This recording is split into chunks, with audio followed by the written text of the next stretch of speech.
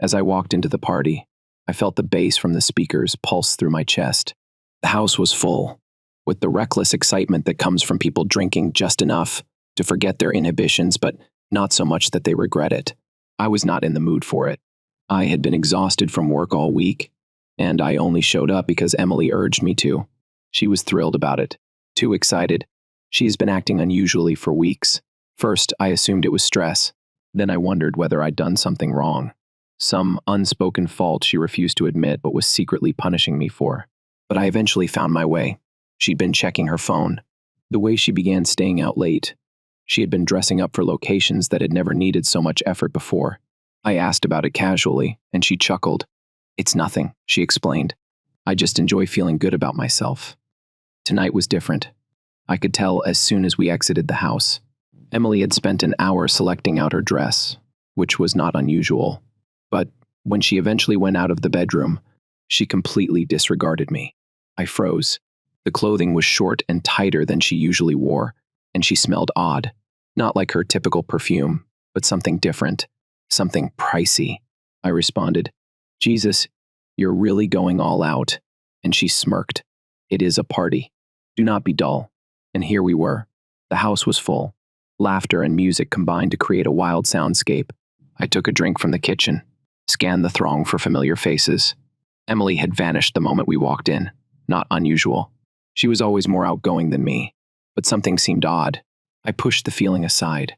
I was not going to be that man. The clinging, insecure husband hung around his wife all night. 30 minutes passed, followed by an hour. I once saw her across the room, laughing with a bunch of individuals I didn't know. She made no eye contact with me. I should have left then. I should have trusted my instincts. Should have left before seeing what I saw. I strolled through the crowd, looking for her, telling myself it was only to say hello. Then I spotted her. She was in the corner of the living room, pressing against a man I didn't recognize. His hands rested on her waist. Her hands were lying on his chest, delicately tracing over his shirt. Their faces were quite close together. This was hardly a friendly hug. It wasn't just a case of intoxicated foolishness. It was deliberate, intimate, as if they had done it before, as if they knew exactly how this was going to go. My heart did not race. It came to a stop. The air in the room seemed too heavy, too hot. Except for them, everything else around me became blurry. Emily tilted her head and laughed at something he said, and then he leaned in, pushing his lips against her neck, and she allowed him. I could have stormed over, could have grabbed him by the collar and thrown him to the ground, demanded an explanation. I could have screamed out her name, made a scene, and told the entire party what type of person she was, but I chose not to. I turned and walked out. The frigid air outside struck me like a slap. I barely noticed. My mind was rushing and absolutely blank at the same moment. My legs moved on their own, moving me down the driveway, away from the house and her. I got into my car and sat there staring at the steering wheel. I was unsure how I was meant to feel. Rage. Betrayal.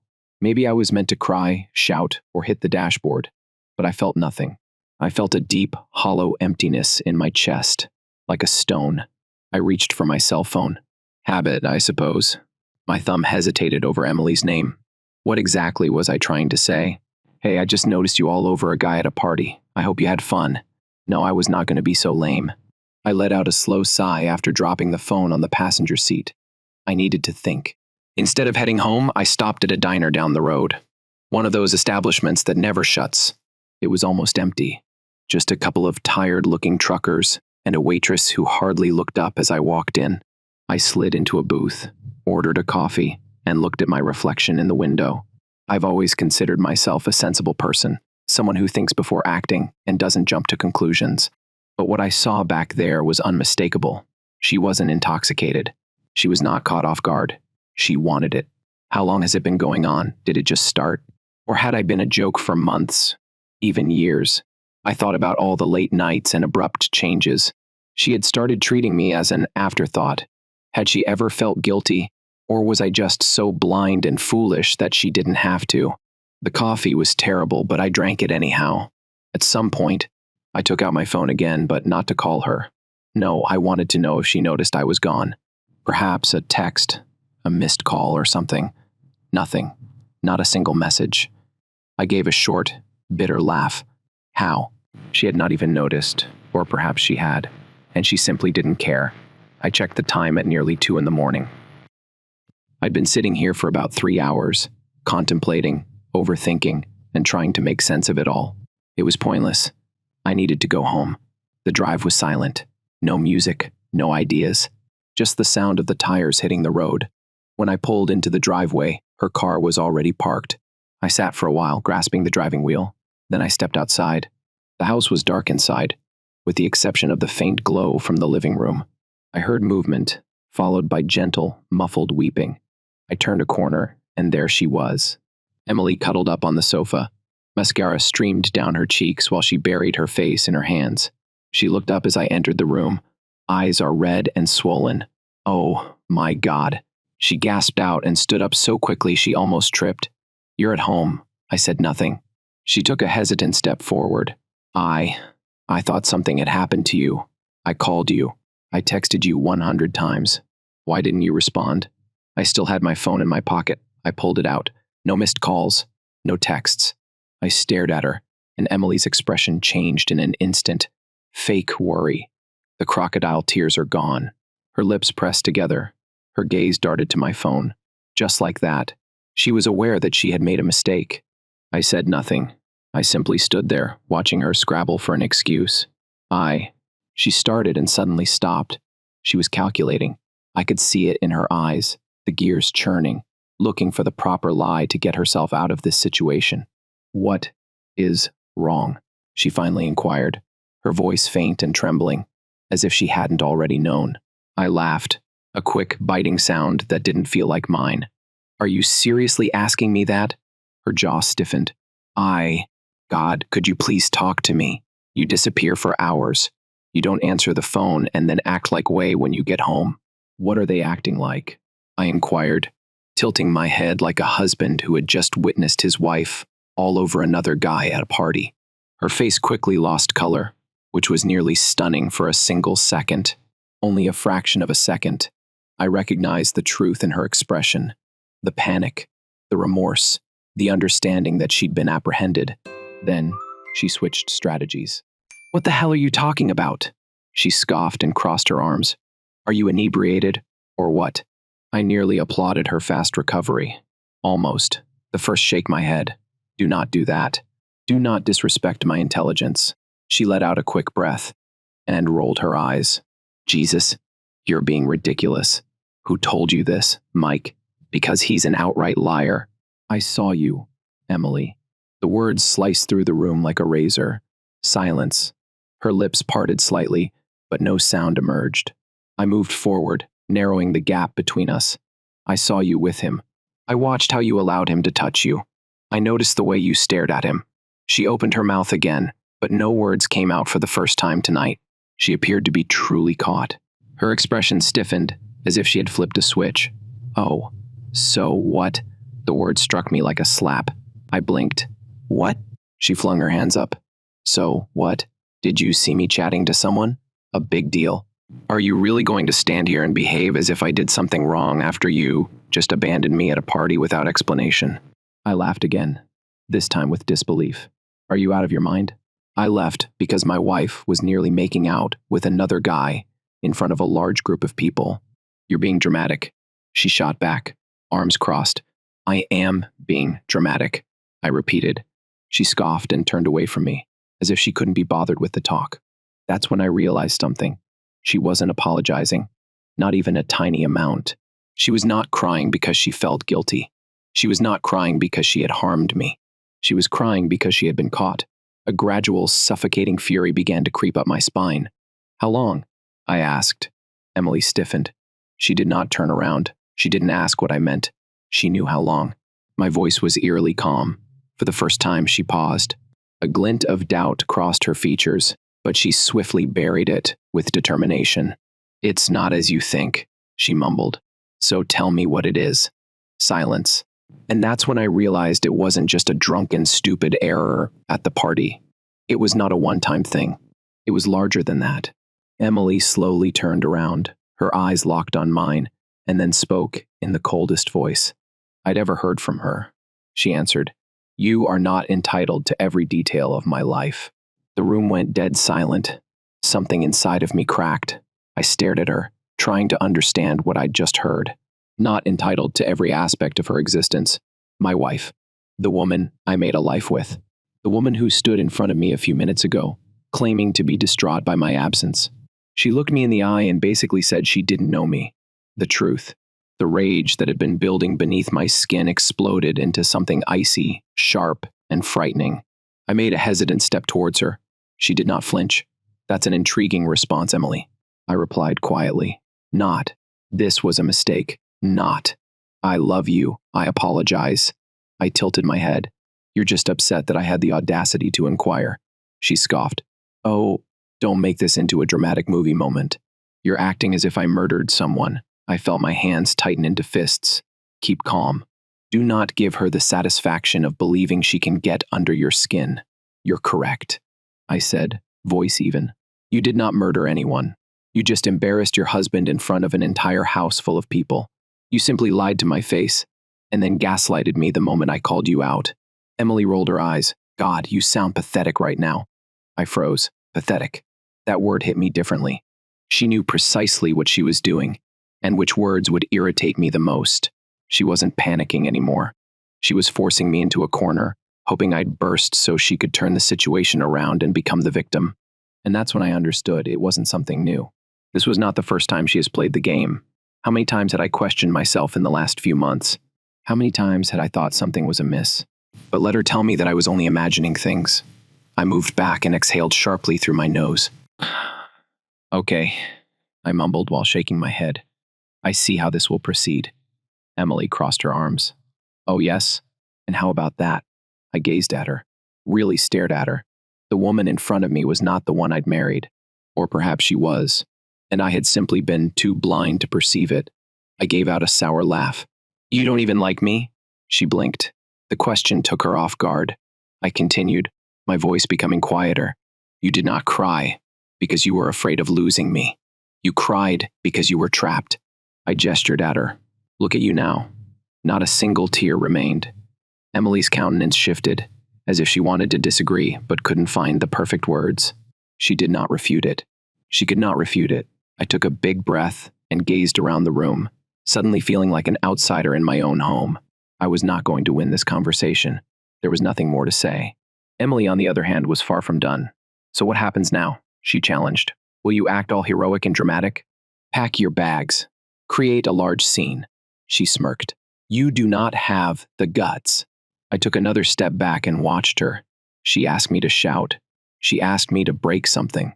She wanted me to prove her point, to back up the story she had already started telling herself about how I was the evil guy in all of this. Instead, I simply nodded. All right, I replied simply. Her smirk wavered. What? I turned away and walked into the bedroom. Where are you going? She cried out to me, mistrust creeping into her voice. I didn't respond. I just opened the closet, grabbed my duffel bag, and began packing. Emily, behind me, laughed sharply and disbelievingly. Oh my God, are you serious now? I did not respond. Clothes and toiletries. My laptop. Essentials. I was not thinking beyond that. I just needed to get out of the house and away from her. I could hear her footsteps as she followed me down the corridor. Wow, she scoffed. So, that's it? Are you just going to run away like a little kid? I zipped up the duffel bag, put it over my shoulder, and turned to face her. She stood in the doorway, arms crossed and leaning against the frame, as if everything was a silly joke, as if I were not actually leaving. I stared her in the eye. Do you want me to stay? Her jaw clenched, but her expression remained neutral. I want you to quit acting like such a dramatic moron. I laughed, right? Because I am the dramatic one. Here you are. She shot back. God, do you hear yourself? You're throwing a fit about nothing. Nothing, I repeated. That is what it means to cheat on your husband in front of a crowded house. Oh, my God. She drew a hand down her face, as if she was fatigued by me. You spotted me speaking with someone. That is it.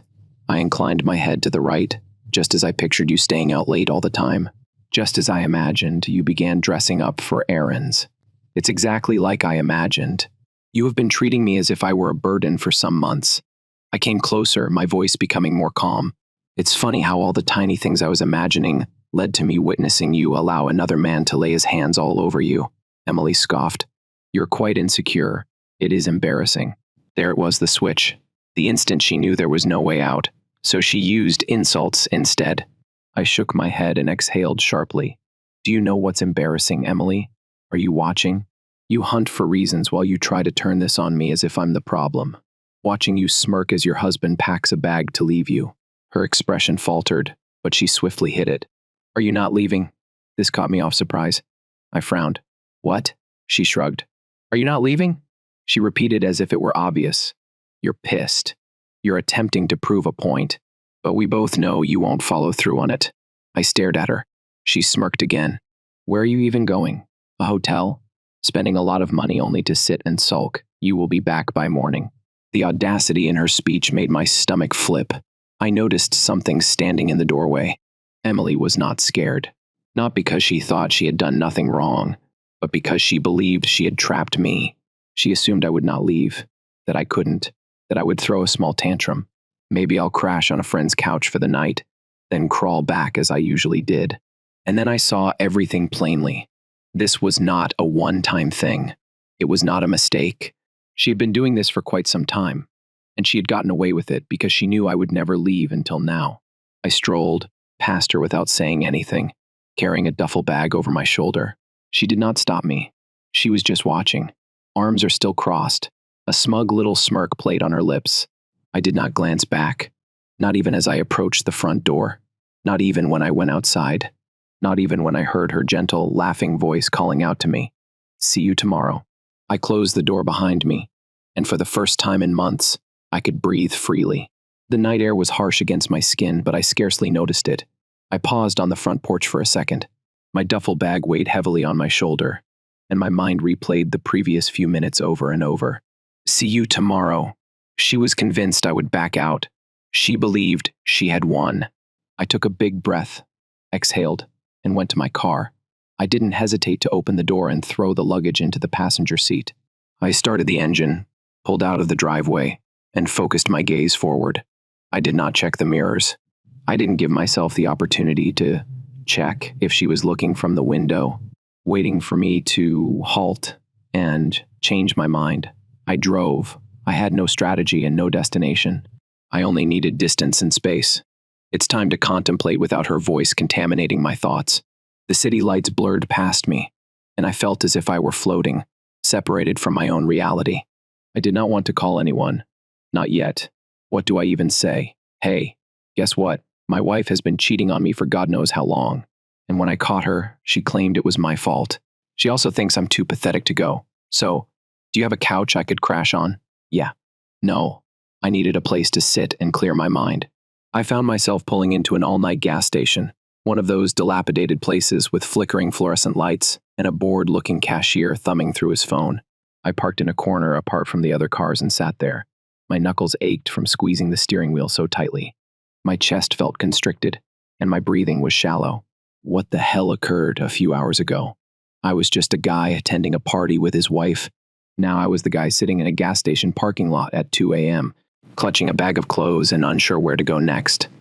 I wanted to shout, strike something, or go back in time and slap myself for being so foolish and blind.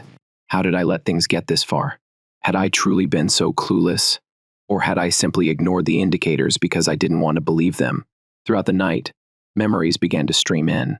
She returned home late, smelling like someone else's cologne, just as she had ceased kissing me goodbye in the morning. I never saw her wearing the new lingerie. I had convinced myself that I was overthinking and insecure. Now she'd made me feel that way. She brushed off every question I asked. Every time I tried to express my concerns, she twisted the subject, making me feel insane, and I let her. I closed my eyes and pressed my forehead on the steering wheel. I felt like a joke and a fool. And the worst part? I knew deep down that if she had cried louder and begged me to stay, I might have.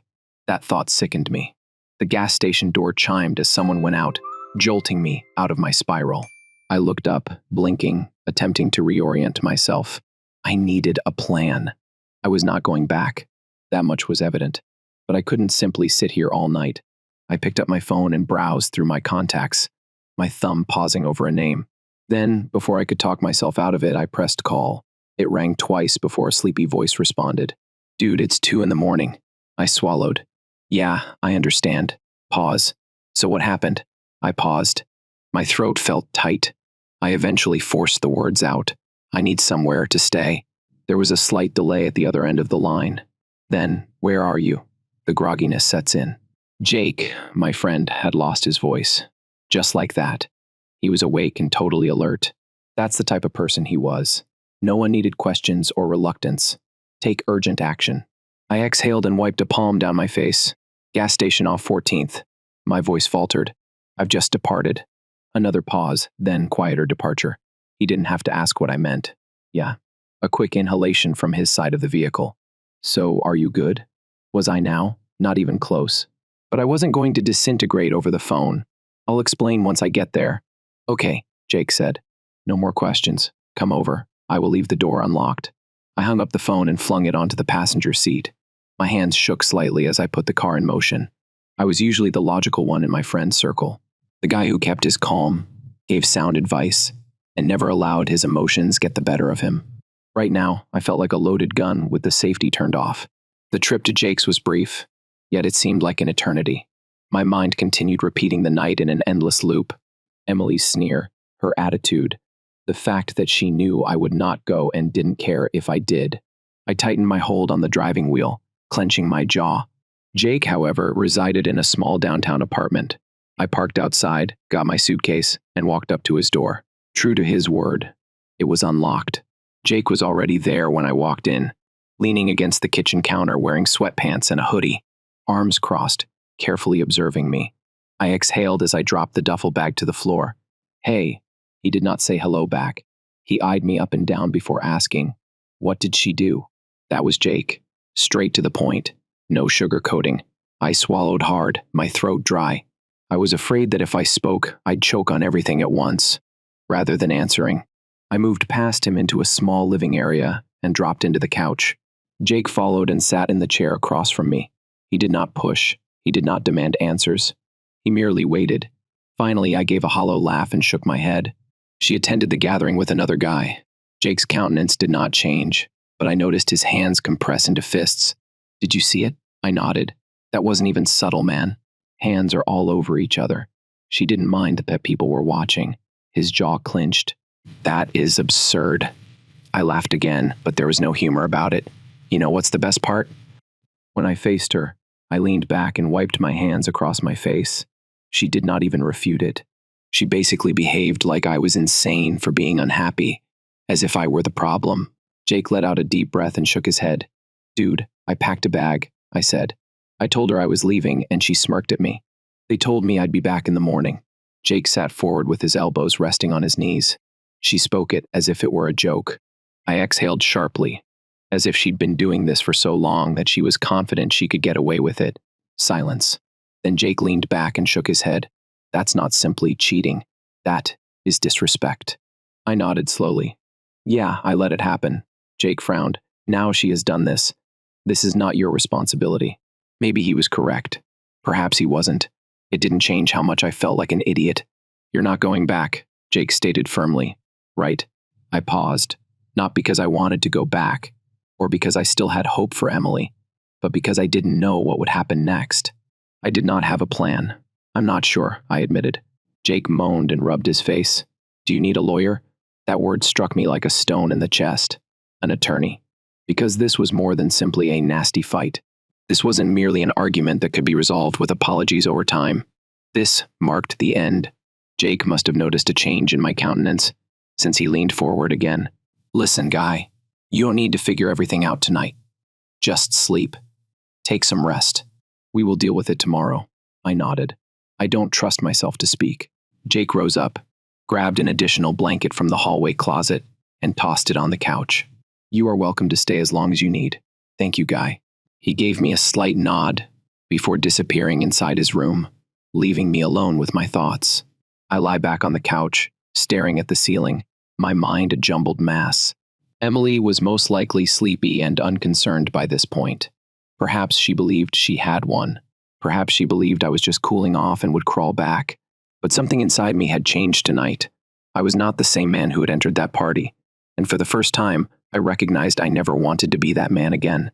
Sleep did not come. I lay on Jake's couch for hours, staring at the ceiling, my thoughts filled with memories, rage, and bewilderment. Every time I closed my eyes, I could see Emily's sneer, her arrogance, and the way she laughed at me when I told her I was going. She assumed it would be only temporary. She assumed I would crawl back at some time.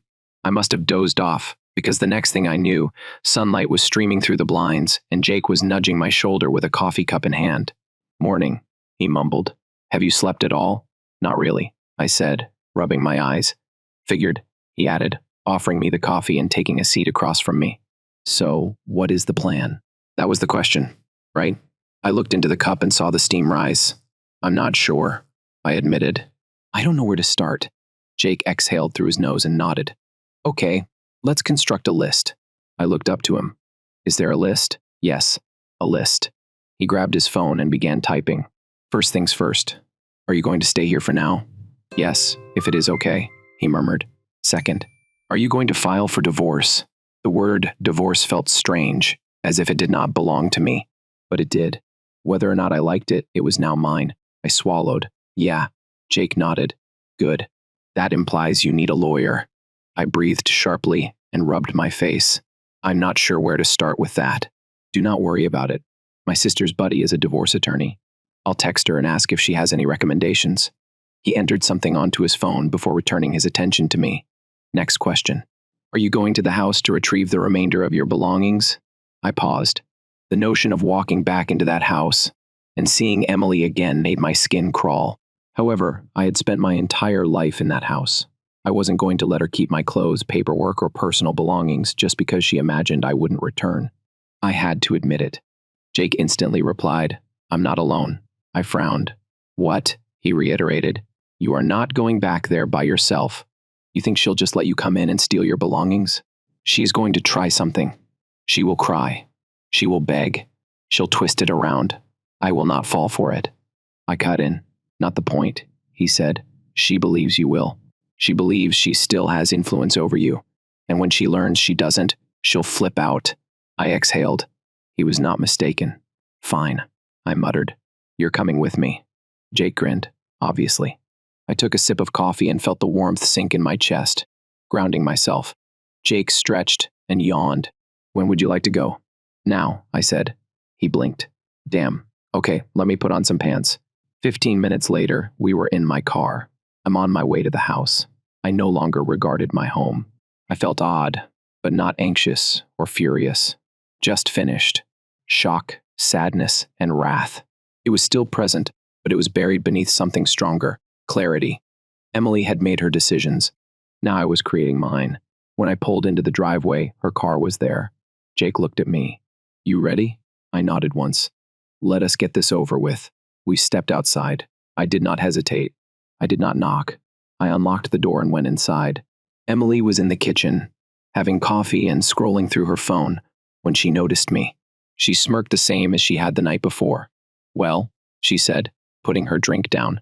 "That was quick." Jake stepped in behind me, crossing his arms. Emily's smirk wavered. I didn't give her time to start her deceptive speech. "I'm here for my stuff," I stated bluntly. "That is it." She raised an eyebrow and stood slowly. "So, are you really doing this? Just packed and going like a coward?" Jake gave out a low whistle. "That is the strategy you are taking with both." Emily ignored him and turned back to face me, folding her arms. "You are being silly." I didn't respond. I moved right past her to the bedroom behind me. Emily puffed. "Seriously? You aren't even going to talk to me?" Jake leaned against the counter and watched her like if she were a horrible comedy. "What is there to talk about? You cheated. You were captured." He departed. Quite straightforward. Emily clenched her jaw. "It is none of your concern." Jake lifted his eyebrow. "Oh, you want some privacy? That's funny, given how comfortable you were making out with a dude in front of 30 people last night." Emily's eyes shone with something keen. "Screw you," Jake responded casually. "I'm not interested." I could barely hear them. I was too concentrated on packing everything that mattered. Emily stormed into the bedroom, pausing just inside the threshold. She snapped, "You're insane." You're throwing everything away because of a misunderstanding. I turned to face her. Is there a misunderstanding? She scoffed. Yes. Instead of speaking with me, you went away like a dramatic idiot. I did talk to you, and I interrupted. You laughed at me. You said I had no right to know about your personal life. And now when you learn I'm departing unexpectedly, it's a misunderstanding. I shake my head. Unbelievable. She opened her mouth before closing it again. For the first time, she appeared hesitant and scared. Good. I turned back to my luggage. You don't have to do this, she added abruptly, her voice softening. Desperate, please. I continued packing. Please, she repeated, taking a step closer. We can fix this. We don't have to toss everything out due to a mistake. I returned my attention to her and interrupted her with 3 words. You threw it away. Her breath caught. Jake clasped his fists together. Welp. That's the game. Let's wrap things up. I unzipped the bag, slung it over my shoulder, and walked past her without another look. Jake followed. As I approached the front door, Emily called me one last time. If you walk out that door, don't return. I did not even pause. I walked out, and this time I did not look back. The door clicked shut behind me, cutting off whatever Emily was saying. I stood there for a second, the bag slung over my shoulder. The morning air was crisp against my skin a few feet away. Jake leaned against my car, arms crossed, staring at me with an unreadable expression. He grinned without saying a word. Dude, that was nasty. I took a slow breath, rolled my shoulders, and felt the tension begin to leave my body. Yeah, you okay? I exhaled and looked back at the house, the place that formerly belonged to us. I previously called this location home. I waited for anything to strike me. Regret, sadness, doubt. But it didn't arrive. Instead, there was just silence. It felt like my thoughts had finally stopped screaming. It felt like I could finally hear myself think again. I turned back to Jake. Yes, I said, I believe I am. He clapped my back. Oh, absolutely.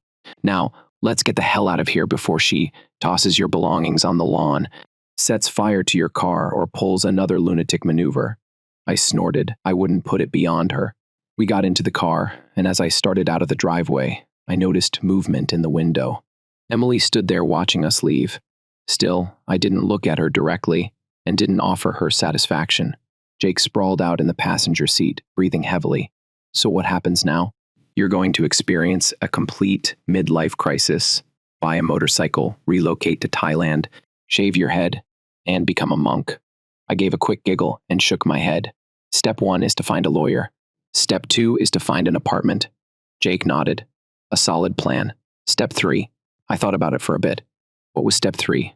For a long time, my life revolved around Emily, our plans, and our future. Even when things started to go wrong, I clung to the concept of us, of making things right and returning to our former selves.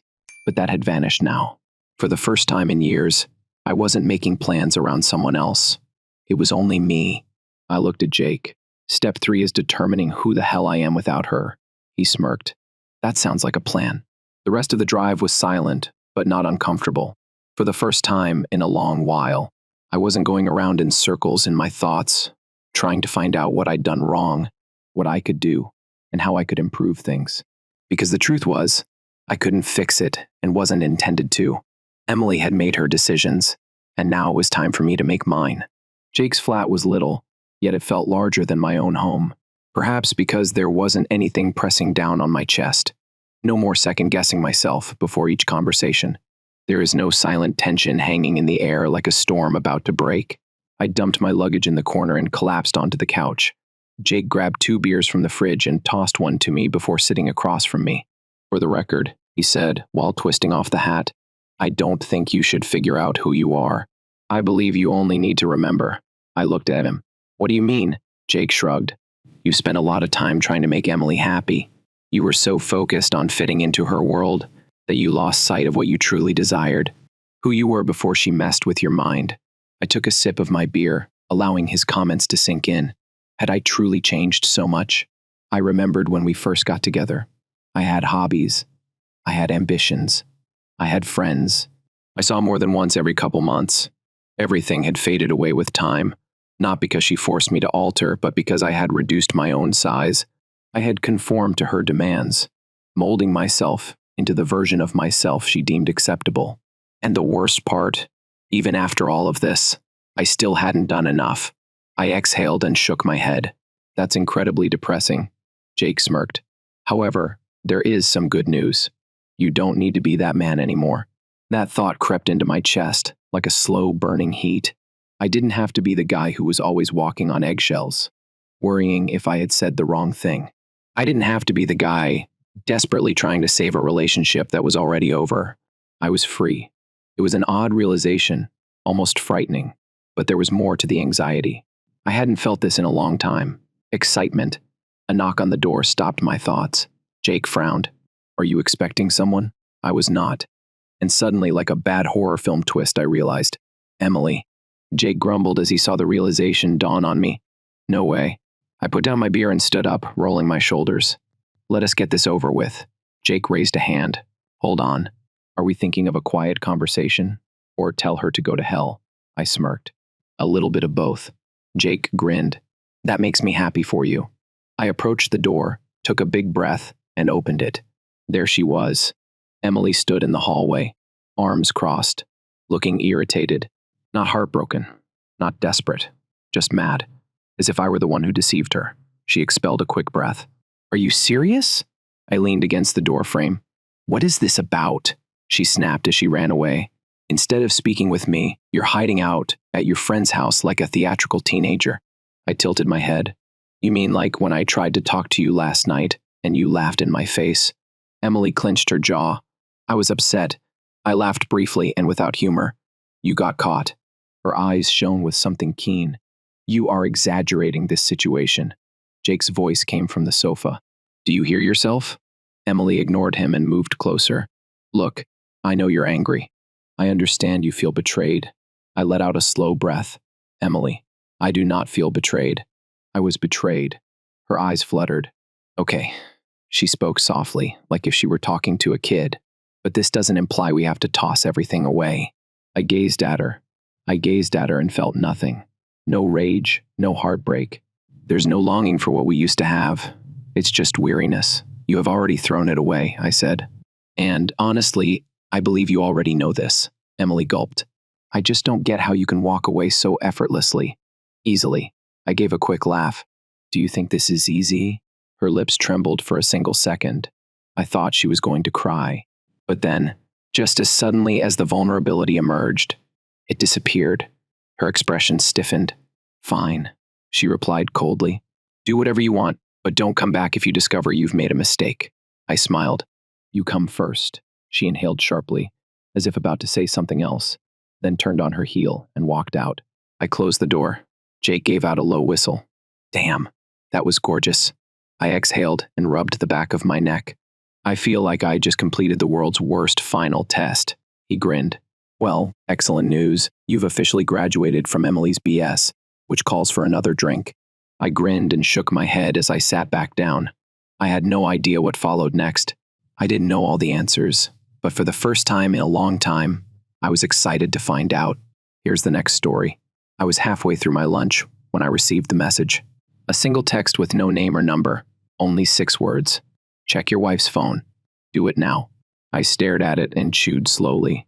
Perhaps this was a fraud, some type of bot, but my gut screamed at me.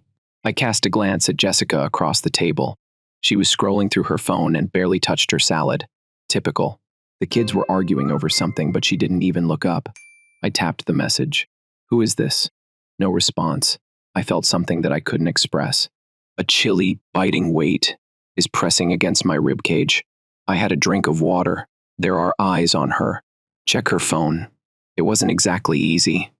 Jessica never left it unattended. It was always in her hand or lying face down on the table.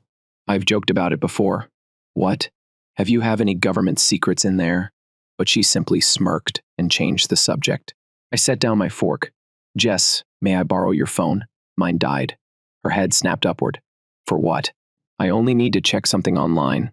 She laughed a little too forcefully. Use the laptop. It's upstairs. Then go grab it. That's when I knew the exact second. She tightened her grasp on the phone. How she refused to meet my gaze. She wasn't simply being weird. She was hiding something. I leaned back. Just allow me to use it for a second. She shook her head, smiling, as if I were ridiculous. Andrew, why are you being weird? I held out my hand. She paused. The hesitation was everything. Then she got up. Fine. If you are going to be paranoid here. She tossed the phone on the table. Bring the screen up. Unlocked. I got it before she could alter her mind. I didn't even had to search the alerts. Did it for me. Matt, I cannot wait to see you tonight. Matt, last night was incredible. Matt, you are unreal. Couldn't breathe. My vision blurred. My hands tightened around the phone so fiercely that I thought it may break in half. Jessica took it back. What the hell are you doing? She snapped, her voice low, as if she didn't want the children to hear. I sprang up so quickly that my chair scratched against the tile. What the hell is this? I snarled and jabbed a finger at the screen. Her face. God, her face. A moment of panic. Then it was gone, replaced with something icy cold. It is nothing. I chuckled, not because it was humorous, but because it was absurd. Nothing. Jess. Who the hell is Matt? She rolled her eyes. He's only a friend. Don't be theatrical. I saw red. A friend who claims yesterday night was incredible. She grabbed the phone back. You are overreacting. Overreacting. My voice increased. The children looked over. Jessica gave me a glare. Lower your voice. That's ridiculous. Do you sleep with him? She gazed at me, as if I were the dumbest person alive. Of course not. I grabbed the phone again and scrolled. The texts were not just flirtatious. They were specific, precise things she had never expressed to me. Explain this, I demanded while holding it up. She folded her arms. You're not supposed to look through my phone. I nearly laughed again. That is her defense. Are you fooling me now? Her jaw clenched. It's not a huge deal. Not a big deal. My hands were shaking. Jess, we have children. She waved her hand. Like I was being dramatic. Lower your voice. You can't order me to lower my voice while you're out seducing a guy named Matt. She flinched. The children were staring, now wide-eyed. I swallowed hard. My throat stung. How long?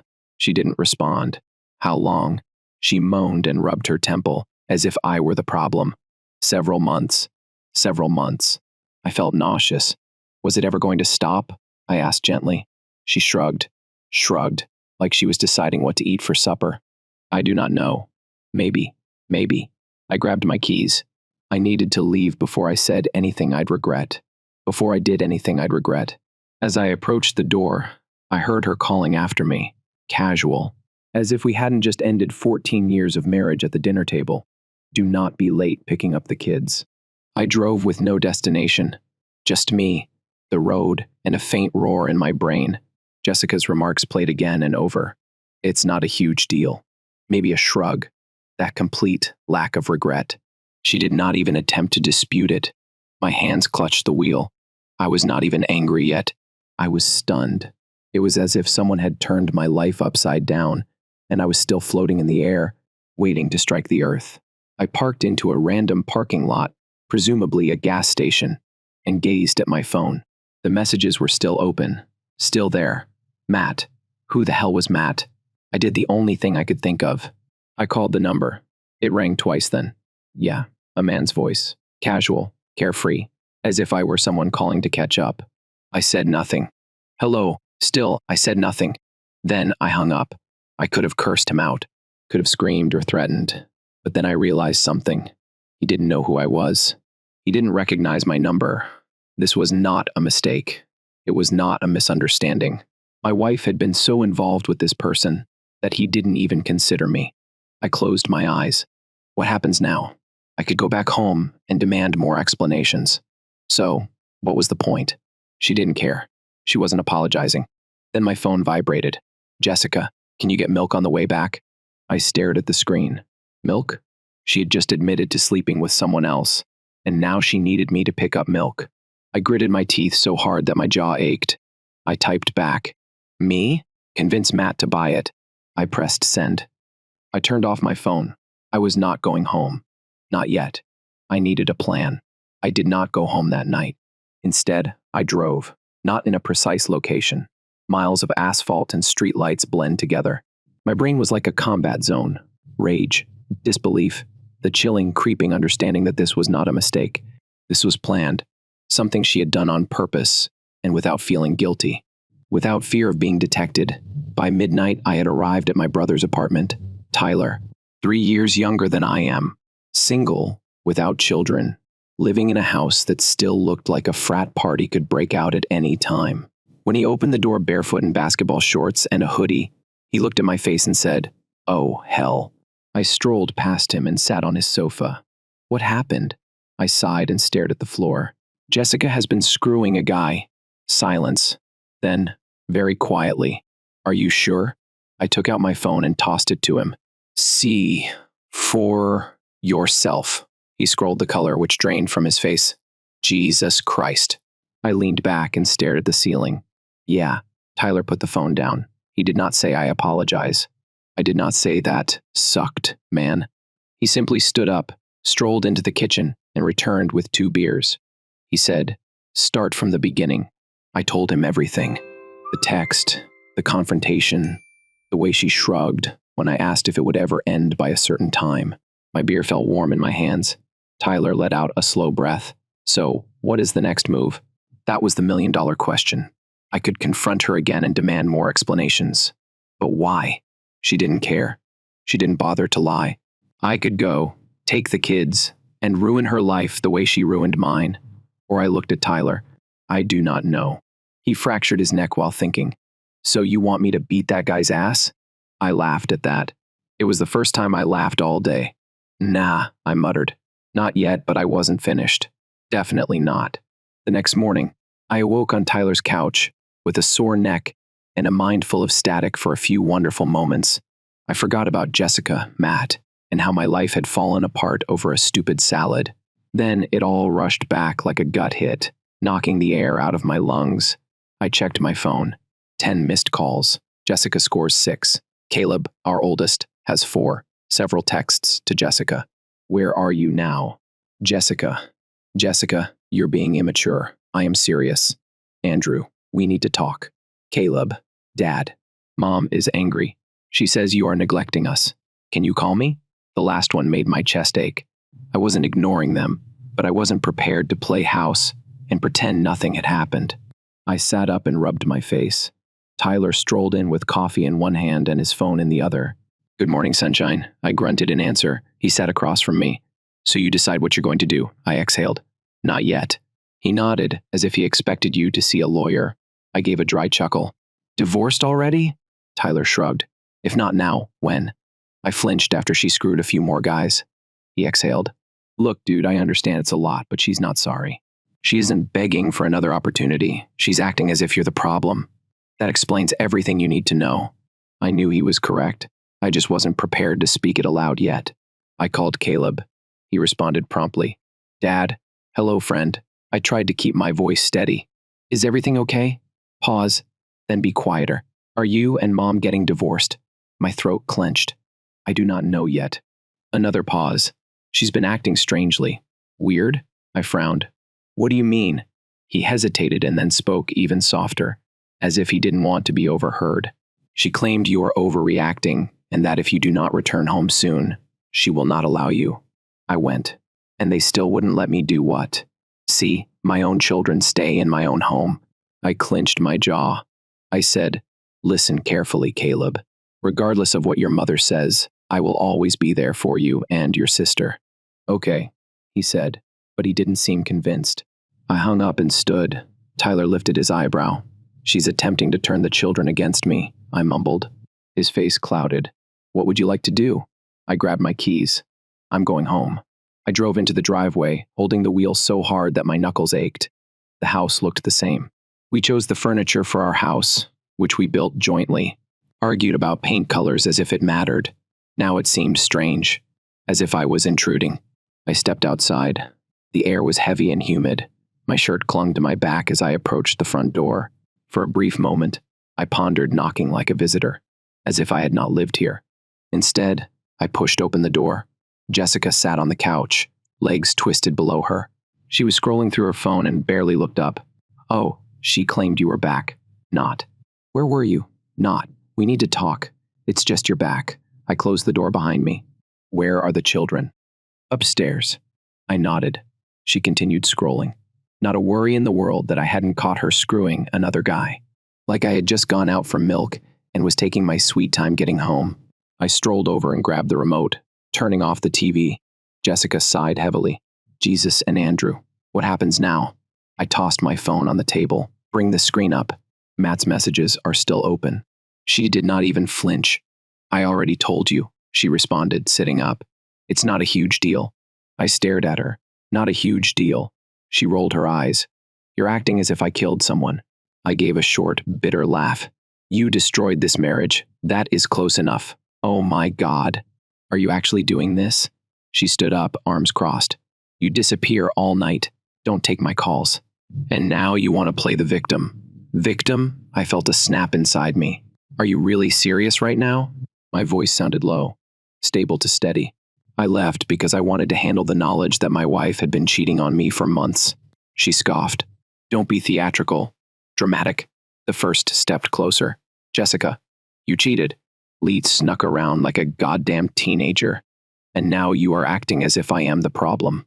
She rolled her eyes again, as though I was boring her. I did not lie. I blinked. Excuse me. She raised her chin. I never claimed I wasn't seeing someone. I stared at her. You are joking. She shrugged. It is not my fault. You never asked. I swear to God. My eyesight went white for a brief moment. She smirked, like if she'd already won the game. I took a steady breath, forcing myself to remain calm. So, what's your excuse? I never inquired if you were screwing another guy. Therefore, it doesn't count. She tilted her head. You are extremely hung up on this. I clenched my fist. Jessica, we have children, and they love me. She spoke smoothly. You created a negative impression by storming off. They were questioning where you were and why you departed. Creeping realization sank into my chest. You are turning them against me. She smiled. Slow, deliberate. I do not have to. You are doing it yourself. I let out a trembling breath. You're unbelievable. She raised a shoulder. Look, Andrew, this does not have to be a mess. You can remain in the house. We can be civil. Civil? She nodded. Yeah. The kids do not need to know all of the intricacies. We can sort out the rest later. I stared at her, and then it struck me. She does not think I did anything. She assumed I would just take it. Live under the same roof. Raise our children while she snuck around with Matt. I felt too feeble to stop her. I exhaled, smiled. Yeah, I said softly. We will work it out. Her eyes twitched with satisfaction, as if she had won. She had no idea. I did not argue, did not yell, did not toss accusations like knives, even though I wanted to. Instead, I smiled, let her believe she won. Jessica relaxed, probably relieved that I wasn't going to make a mess. She picked up her phone and sat back down, as if we had just agreed to split responsibilities, rather than discussing how she had destroyed our marriage. I turned and went upstairs. Caleb's door was closed. I knocked once before pushing it open. He was seated on his bed, headphones on, staring at his phone, when he noticed me. His face lit up for a half-second before dimming, as if he was unsure how to feel. You really come back? He asked. That hit me unexpectedly. I sat at the edge of his bed. Of course I did. Where else might I go? He shrugged. Mom mentioned you might leave. I clenched my jaw. Well, she was mistaken. He looked at me for a second. Are you and Mom getting divorced? I do not know yet. I said honestly, but whatever happens, you and your sister will come first. Always. He nodded slowly, as if he wanted to trust me, but was unsure whether he could. I reached over to ruffle his hair. I need you to trust me, buddy. Can you do that? Another pause, then quiet. Yeah. I exited his room and closed the door behind me. Then I stepped into the master bedroom and locked the door. Jessica believed I was weak. I thought I'd accept this. She thought she could continue living her double life, treating me as an afterthought while keeping the house, kids, and power. She had no idea. I grabbed my laptop and began typing. First, I emailed a divorce attorney, the greatest option in town. Then I checked our finances. Every account and every expense. I made copies of everything. I sent them to myself.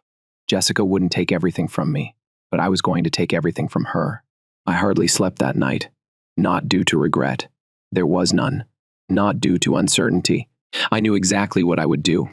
I remained up late preparing every text, bank statement, every piece of proof that showed Jessica was about to lose everything.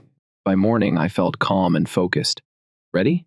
Jessica was in the kitchen, pouring coffee as it was any other day, as if we were still a happy couple, not two individuals on the verge of war.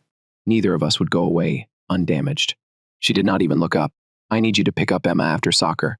I sat across from her and took a slow drink of coffee. She eventually looked at me and raised her eyebrow. What? I smiled. I spoke with a lawyer. Her face lost its color. It was almost comical how quickly everything happened. She wasn't smirking for the first time since the beginning of this incident. You're serious, she replied softly. I nodded. Dead serious. She scoffed. Oh, come on. You aren't really divorcing me over this? I tilted my head at this. I deliberately stretched the word. Jessica. You cheated. Lead attempted to turn the kids against me, and you assumed I'd simply sit here and take it. She rolled her eyes, but her shoulders were tense. Do you really want to rile up our family over a few texts? I leaned forward, my voice remaining cool, even frigid. You have already done that. Her jaw clenched. You don't have proof? I chuckled. Do you honestly believe I didn't back everything up? She froze. I took out my phone and, clicking the screen, opened the folder named Jessica's Selections. Her face fell. Messages and screenshots. Bank statements indicate hotel charges. Her brief excursions with Matt, paid for with our joint account. She swallowed. You would not. I smiled. Pay attention to me. For the first time, she appeared scared. Good. Because she hadn't even witnessed the worst part yet. Jessica's hands trembled when she grabbed for her coffee. She attempted to play it off, taking a long sip, as if she wasn't breaking down inside. But I saw it. The panic. The awareness that she was no longer in charge. She said quietly, You're making a mistake. I nearly laughed. I am making a mistake. No, Jessica. You did this repeatedly. She clenched her jaw. What do you want? There was. She was not asking out of guilt. She was negotiating, trying to recover anything she could before the ship she had set on fire sank completely. I sat back in my chair and crossed my arms. I've already filed. You will be served soon. I'm going for shared custody, 50-50ths. You get your freedom. I get mine. She breathed sharply. And the house? I smirked. Oh, I am keeping the house. Her eyes blazed. That is not fair. You weren't screwing Matt when I was out working to pay for your girls' trips. She opened her mouth, but I was not finished. You see, Jess, I spoke with a lawyer. I let the word settle, watching her squirm. Did you know that in this state, adultery has an impact on asset division? She turned pale. Oh, yes, I continued. Now that I have confirmation of your little extracurricular activities, I have a strong case for receiving more than half of everything. And since I made the most of the money in this marriage, I shrugged. This is bad news for you. Her jaw clenched. You cannot do this. I already did. She rose from her seat, holding the table. You are ruining my life. I raised an eyebrow. You wrecked mine first. Her eyes were burning. Now mad with despair. The kids will detest you for this. So there it was. Her final weapon. The kids. I breathed through my nose. No, Jessica. They will despise you once they discover the truth. She froze. I stood up and stared down at her. Do you think I'm going to let you twist and turn things against me now? I will not lie to them. But when kids ask why we're separating, I'll explain. And I will let them to make their own decisions. For the first time, she appeared genuinely scared, because she knew. She realized that no matter what occurred next, she had already lost. Jessica's entire body was tense, her mind racing for an escape. I could see her calculating, looking for some sort of leverage, but she didn't have any.